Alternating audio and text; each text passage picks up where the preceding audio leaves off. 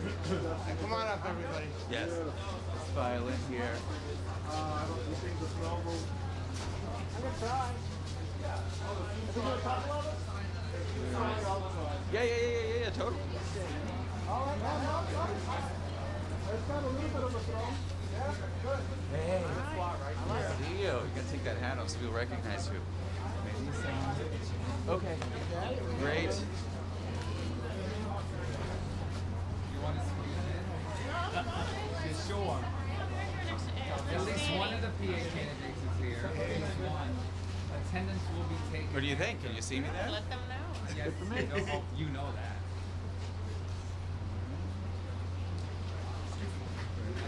Yeah. How are you? Hey. Oh my God. Yeah. How are you? Thank you for being here. All right. You ready? Where's Rob? Rob, we're ready? Good to go? All right. Good morning, everyone. My name is Jimmy Van Bramer, and I am very proud to be a member of the all-powerful LGBT Council Caucus. We're joined by the chair of that caucus, Council Member Drum, another member of the caucus, Council Member Carlos Menchaca, who's also speaking on behalf of the Progressive Caucus, as well as a number of amazing allies and members of our community, including the one and only Cynthia Nixon, former Speaker Melissa Mark Viverito, and a number of organizations and supporters. And Councilmember Mark Levine, I'm so sorry I didn't see you. Thank you for being here, as well as some other groups that you're going to hear from, activists and community members. So let me be very clear. Councilmember Diaz's comments are disgusting and dangerous. They are rooted in hate, a hatred of LGBTQ people, who we are and how we love.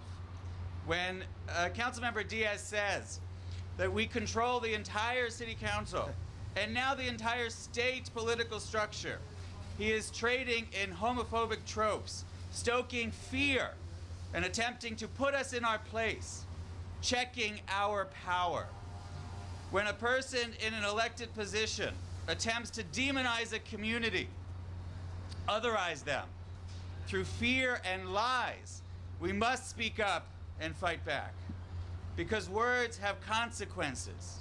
As Donald Trump and his racism and transphobia rise up throughout this country, we also see hate crimes rise against those very communities. And I believe firmly that Councilmember Diaz's comments embolden those who already hate us. And so we are not just speaking out against his comments, we are speaking for those LGBTQ youth in the Bronx and otherwise who might be struggling with their sexual orientation and identity, who might be wondering whether or not it's worth it to live. His comments cannot be internalized by them, as it so often is by youth. Suicide rates among LGBTQ youth are through the roof, and it's in part because leaders, people who claim to represent them, demonize them and tell them that they're disgusting, that they're wrong and they're bad. Diaz's career has been about that. Somewhere in the Bronx today, there is a teenager who is struggling, whether with their sexual orientation or gender identity. And we must defend them against their council member. And yet, Councilmember Diaz claims to be the victim here. He says we are bullying him. I call bullshit. He has doubled down on his hatred, embraced it. I'm proud to have been the first council member to call for his resignation, that so many have also risen up to call for his resignation. On Saturday, my husband and I were thinking about what this meant to us, remembering ourselves as 11-year-old gay boys. I remember fearing that I could never be who I was, and wondering whether or not it was better to die or to be gay. We knew at that moment that we had to not just ask for him to apologize, but that we had to ask for him to resign. And that's why I did it. And that's why we must do it. We must all call for his resignation, and he must go. The future of the LGBT community demands it, and that's why I'm so proud to be here with all of these folks. Now, I know Council Member Drum has to start a hearing in the Finance Committee, like right now. So I'm going to ask him to say a few words before hearing from some other folks as well. Please welcome Council Member Drum. Well, first let me just start, thank you, by thanking Council Member Van Bramer for pulling us all together on this. This is really very important. What I really wanted to highlight today was my 1994 letter to the CCRB demanding at that time that Ruben Diaz Sr. be removed from the CCRB. And let me just remind some folks here of the language that he used when he was condemning the lesbian and gay community back then. He said that we were cursed and that we fall into the same category with thieves, slanderers, murderers, idolaters, drug addicts, misers, swindlers, and criminals. And furthermore, he has condemned the gay gains and mocked City Council Member Tom Twain, the first openly gay and HIV-positive elected official here in the City Council. So this has been going on for more than 25 years. Additionally, in my first term as a member of the City Council, when we were fighting for marriage equality in New York State, Ruben Diaz was sending out emails. I don't know if he sent it to all the council members, but I got it on almost a daily basis, those what you should know emails. And they were horrific, just as bad as some of the language that he's using in this letter. I had to actually, after numerous times asking Reverend Diaz to remove me from his email list, had to go to the New York State Secretary of State to get him to stop harassing me on a daily basis. So now this situation happens, and it's just too much to have to take this. Imagine as a council member every day coming in and facing a colleague who has these types of negative opinions of his other colleagues in the City Council. So with this 25-year history, it's time for us to say he must resign from his position. Thank you very much.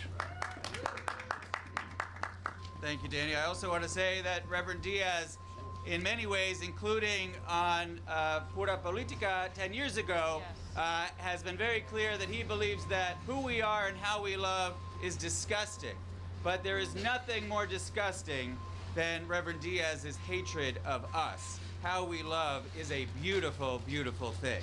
I want to ask the other member of the LGBT caucus here to say a few words before we hear from Cynthia Nixon. Ladies and gentlemen, Carlos Menchaca. Thank you. Thank you. Buenos dias. I'm here as an openly gay, Mexican-American, a Latino. I'm here as a council member. I'm here as a New Yorker. I'm here as someone who believes when there's something that's wrong that we stand up and we call it out. And so today we say basta, Reverend Diaz Sr. Basta to your homophobic heart, to your misogyny, to your xenophobic words. And the words mean something, but your actions, because you are in a position of power, also have incredible consequences. I'm here as a representative of the New York City Progressive Caucus, who also joined the Women's Caucus, who also joined the LGBT Caucus, because this is wrong.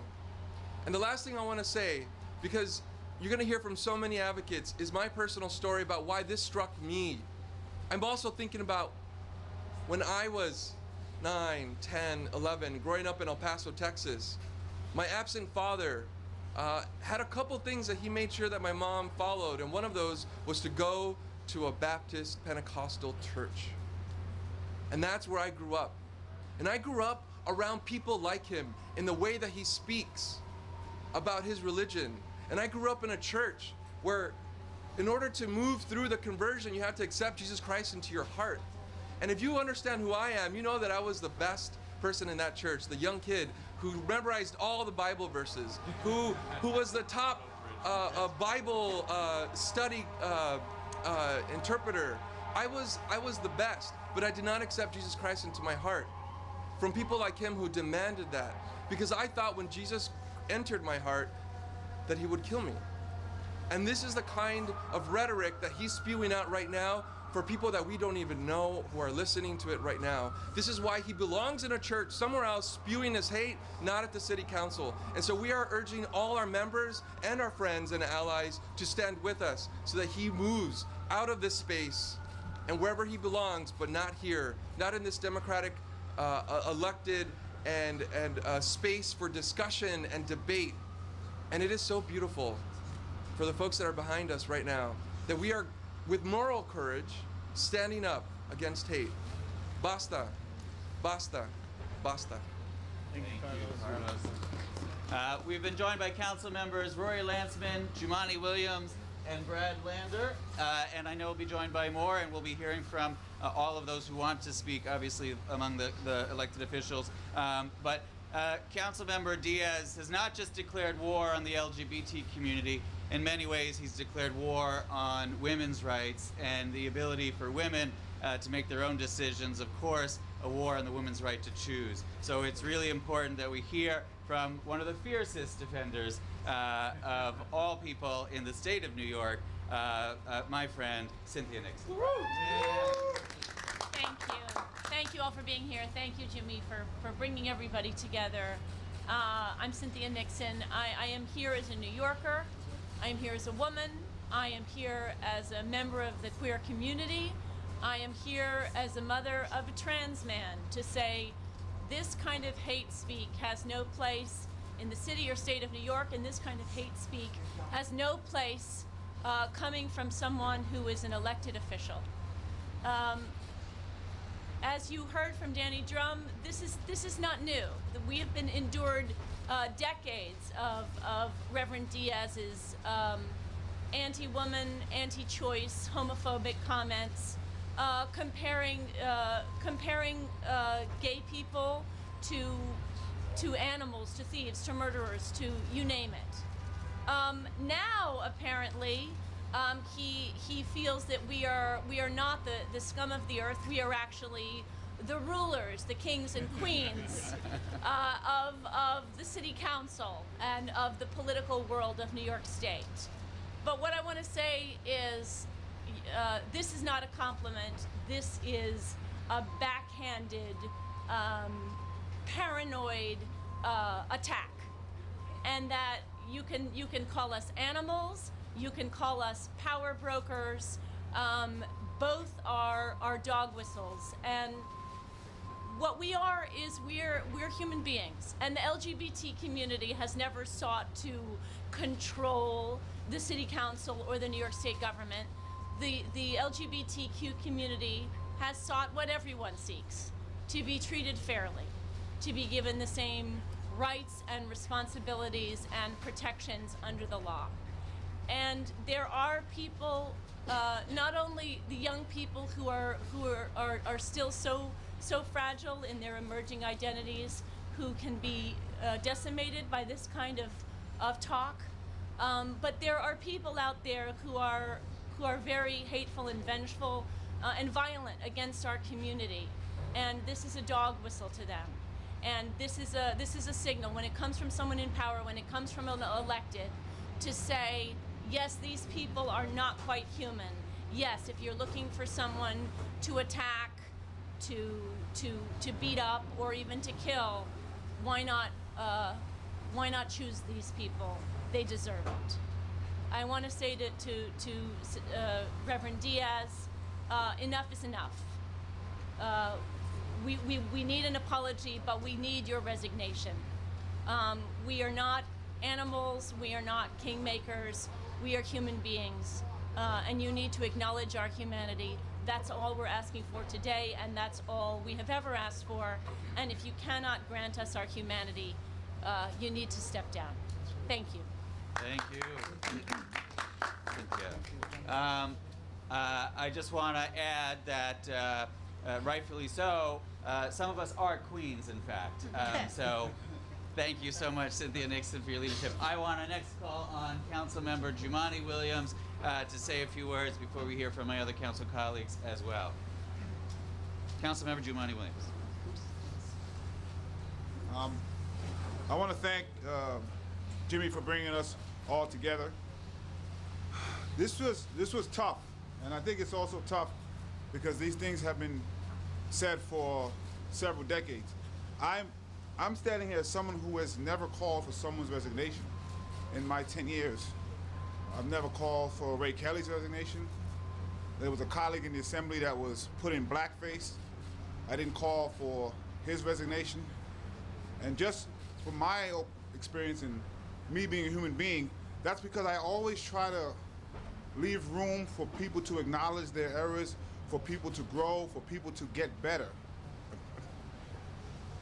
And in this instance, what has shocked me the most is there isn't even an acknowledgement that something is wrong. So even in speaking with Reverend Diaz, there's no acknowledgement that anything is wrong with anything he has said for the past several decades. That means there's no way there for us to grow and to learn. So how then can you continue to support that? You can't put a Band-Aid, you can't put a healing on something if there's no acknowledgement that there is a wound. And you know, my best friend is actually, one of my best friends is a computer programmer. And so they have to set the space for applications to take hold. And some of the programming here that allows people to be hurt, that allows communities to be killed, that allows transgender women of more color to be murdered with impunity, are the language that the Reverend is using. Those things make fertile ground for people to be hurt. And lastly, I'm speaking as a member of the faith community myself. The things that he is saying has been used over history not only to approve slavery, to subjugate women. The color of my skin has been called a curse, and religion was used to say it. It was wrong then, and it's wrong now. You are not allowed to use faith or culture to hurt other people. And so I have to stand here with my friends and allies in all equity and justice and say that you just have to go. This is not the place for you. I think about the people he represents that are listening to what he's saying, and they have no way to express what we have to express here today. It's just astonishing that it's 2019, this language is being allowed to use. It makes no sense. And so I'm not happy to be here because I'm sad that we even have to discuss this.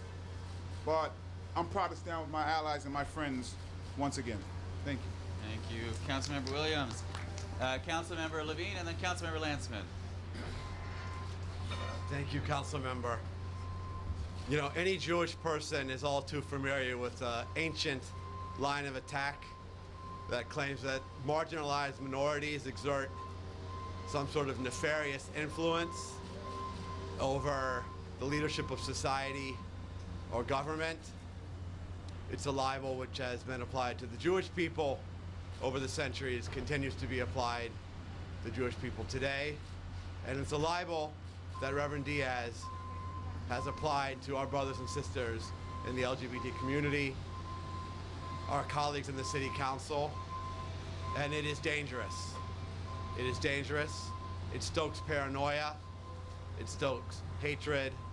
It leads to targeting of marginalized groups. It is not acceptable. It sends a message to his constituents, some of whom, like constituents in every district in the city, are themselves members of the LGBT community. How are they going to be confident that they can come into that district office and get fair treatment to overcome the challenges they face? There's no way that a person spewing this hatred can continue to adequately serve a diverse constituency, and it's why I'm standing with my colleagues and calling for his resignation. Brevemente en español, el decir que cualquier minoría, sean judíos, sea la comunidad gay, que estén controlando la sociedad, el liderazgo de cualquier gobierno, eso se llama discurso de odio, se llama paranoia, se llama homofobia y es inaceptable. Thank you. Thank you. I want to recognize, thank you, Mark, that we were joined by Councilmember Brad Lander. His bill is being heard right now, so we had to run there, but I want to recognize that he joined us as well. Councilmember Rory Lanceman from Queens. So I wish the bigots would figure out who's controlling the government, the Jews or the gays. It's very frustrating for me. I can't figure out, who are secretly pulling the levers and where to go to get my bills passed. I don't know. If you didn't laugh a little bit, you'd spend all your time crying. We have members of Congress accusing different groups of controlling our federal government. Now we have a city council member accusing the LGBTQ community of controlling our city government. I guess everyone is entitled to their bigoted opinions as private individuals. They can be as anti-Semitic and homophobic and racist and Islamophobic as they want in their private lives. Nobody is entitled to be a public official, though. Being a public official involves a special responsibility to all of the public. We all take an oath of office to support and defend the Constitution, to conduct ourselves as members of the City Council in the best interests of all of the people that we represent. And in Reverend Diaz's district, as in every district, there are people of different sexual orientations and backgrounds. I don't call for someone's resignation willy-nilly. I have my fights and struggles and battles with my colleagues on this issue or that. But on the question of the basic dignity and humanity and equality of all of the citizens of New York, of all of our people, regardless of their beliefs, their orientation, regardless of anything about their identity, if you cannot accept that we are all fundamentally and basically equal, you can't be in the City Council. And, we've seen this play out amongst people who have said horrible and terrible things. There's an arc to this story. It's almost universal. There's the horrible thing that's said. At some point there's the contrition, and then you have to measure whether or not it's sincere or worth trying to move forward. In Reverend Diaz's case, not only is there no contrition, no acknowledgement of what he said, there's a doubling and a tripling down of it, and then in the context of his long history of homophobia and prejudice, I think it's impossible for him to continue to be a member of the City Council. And I hope that for his sake, his constituents' sake, and for all of our sake, he does the right thing and give another person an opportunity to represent that district. Thank you. Thank you, Councilmember Lanceman. We're thrilled to be joined by the former Speaker of the New York City Council, who's been a tremendous ally of our community. Please welcome Melissa Mark Viverito. Thank you. I want to thank Councilmember Van Bramer and all those standing here. I got to say, I'm just sick and tired. As I hear Jimmy and I hear Carlos talking about their personal experiences of how they struggled and even thought about whether or not they deserved to be on this earth because of who they were and the struggle that they faced. To have this individual just be here in this space where laws are being created for this city, where policies are being enacted, where our responsibility as a city is to uplift all New Yorkers, to embrace all New Yorkers, to make everyone feel that they belong here. And his vile rhetoric that compares homosexuality to bestiality, that says that those of us who believe in reproductive rights are enacting genocide, this is just barbaric. And this is not just about the Reverend. This is about those that have emboldened him. Because he didn't get here on his own. You have a Bronx County party that embraced him, that uplifted him, that pushed him forward. You have a speaker that created a committee and it gave him an assignment. This to me is unacceptable. And we have to stand strong. And everyone, including the Bronx Borough President, including Marcos Crespo, the Bronx County leader, needs to demand his resignation. Right. Nothing less than that. I have love in my heart, but I have intolerance towards hate and bigotry and misogyny and homophobia. And he represents all of that.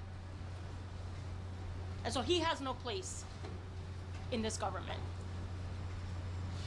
And he should be made to feel ostracized. And for him to try to play the victim right now is laughable. So I want to thank everyone that is standing here. I want to thank Jimmy for his leadership in bringing us together. But I'm really just sick and tired, you know, that this kind of behavior and rhetoric is just embraced and pushed forward, and it has been for too long. Jimmy, how many more do you have? We have just a couple of groups who want to say a few words, if that's all right. Planned Parenthood. Who is representing Planned Parenthood? Eli, Senator Strauss. Hi, thank you for having us here today. I'm Eli Senator-Strauss. I'm here as Planned Parenthood of New York City's political director. I'm also here as a proud member of New York's queer community to say, as we hope everyone knows, that PPNYC stands with all of New York's LGBTQ communities to denounce hate in all of its forms, which has no place in our city, and to say, for once and for all, that the diversity of our city is what makes it the greatest city in the world, and that is what we need from our elected officials. We are living in a time when homophobia and transphobia are rampant and resurgent, when federal legislation that targets the most vulnerable members of our communities is actively moving forward, and this language empowers and emboldens the people who seek to harm us and seek to harm the vulnerable members of our communities. It is especially troubling to see this kind of language from someone whose only job is to build a community that is built on equity and possibility for everyone who lives in this city. And that is not what Reverend Diaz is doing. Because Planned Parenthood is first and foremost in the business of healthcare delivery, we know that what people need in order to be healthy and well and authentic is to have resources and representatives that will embrace them for who they are and give them what they need. That is not what is happening here today. It is unacceptable. It would be unacceptable from anyone, but that it is from an elected official is all the more unacceptable. Thank you for having us here today, and thank you to the caucus for having us.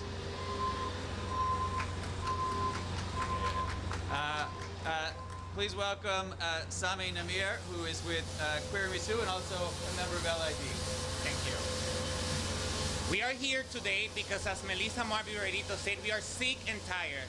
As a gay, Latino, Puerto Rican, Council Member Ruben Diaz, we are sick and tired of being targets of his homophobia and his misogyny. If we control the government, New York City wouldn't have LGBTQ homeless in the streets. We wouldn't have LGBTQ people being target of violence and being killed in our streets. If we're being controlling the government, we wouldn't have thousands of LGBTQ, particularly transgender people and gender non-conforming people, unemployed. So we are here today to say that our community remains one of the most vulnerable and marginalized communities in New York City. And it is despicable and disgraceful that this rhetoric is just making our community even more target of attacks. I will say this in Spanish. Nuestra comunidad LGBTQ es una de las más marginadas y vulnerables en nuestra ciudad.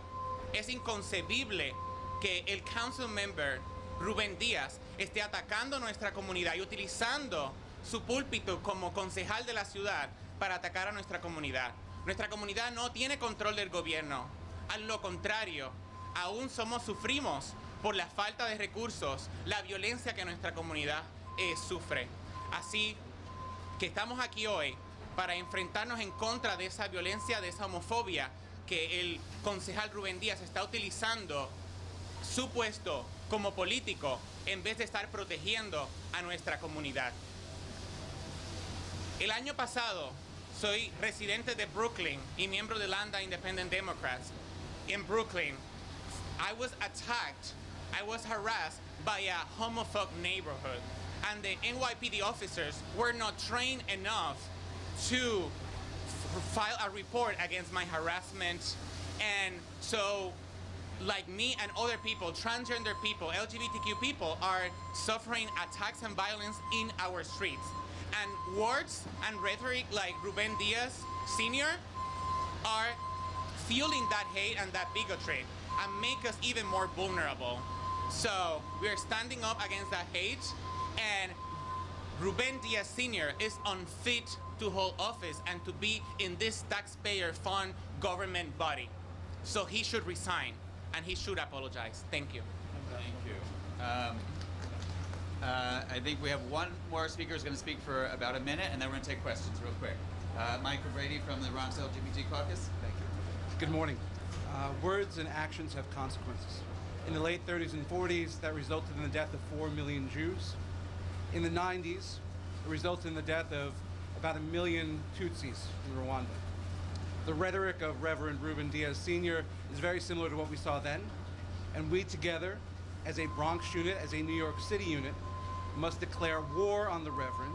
In about an hour or so, the Ethics Committee will be meeting, and we want to compel them and compel the members of the New York City Council to not just censure the Reverend, but expel him from the council with a 2/3 vote immediately. Thank you. Questions, Andrew? Is it your understanding that the Ethics Committee has the power to expel him today, or would that have to go before the whole council, or what is there? My understanding is that whatever action is taken by the the Standards and Ethics Committee, I mean, ultimately the full body is going to weigh in. So I would hope that all of our colleagues who have joined in the call for the council member to resign would, if we are all at some point forced to vote on this, be willing to stand up and vote to inflict the most severe punishment allowed. And if that is, in fact, expulsion, we should all vote to expel Councilmember Diaz from the council. I don't know if that's on the table. Obviously, I heard the speaker say that anything and everything is essentially on the table here. But obviously, Standards and Ethics is going to meet in a little while. I assume there'll be a thorough investigation and then ultimately a recommendation on what kind of punishment should be. Juan Manuel. So, where's the speaker right now? Where's the speaker right now?